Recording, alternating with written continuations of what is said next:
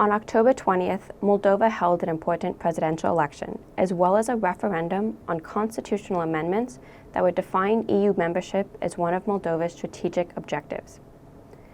The referendum passed by an extremely narrow margin, in large part due to support from the Moldovan diaspora.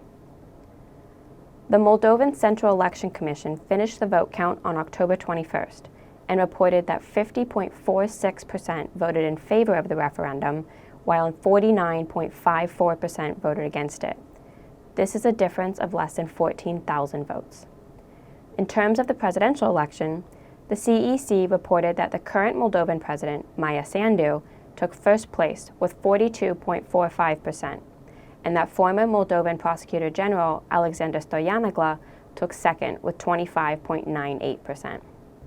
Sandu failed to gain the majority vote required to win in the first round, and she and Stoyanagla will face off in a second round of voting on November 3rd.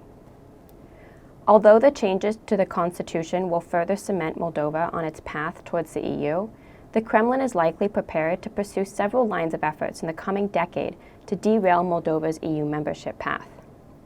First, Moldova will hold parliamentary elections in 2025, and the next presidential election is in 2028. The Kremlin will likely try to influence these elections to bring to power Kremlin-friendly politicians who can enact policies that prevent Moldova from meeting the EU's membership requirements.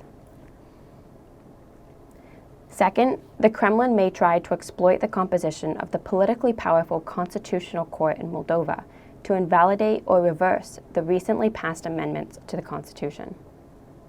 Third, the Central Election Commission has previously prevented pro-Russian parties and candidates from running in elections due to unlawful electoral violations, and the Kremlin may try to influence the Commission to pave the way for pro-Kremlin politicians to run in future elections. Fourth, the Kremlin can exploit its relationships with the pro-Russian regions of Transnistria and Gagauzia. Moscow reportedly used a deal between a Russian state bank and Gagauzian Governor Yevgenia Gutsul to buy votes in the recent election, and the Kremlin will likely continue to adapt its methods to use illicit financing to influence future Moldovan elections as well. The Kremlin is likely to use information operations related to Russia's ties to Transnistria and Gagauzia to try to dissuade EU member states to vote against Moldova's membership. Lastly, Moscow has stationed troops in Transnistria for the past 30 years, and there exists a threat that Russia may invade and occupy all of Moldova in the future, although this is highly unlikely at this time.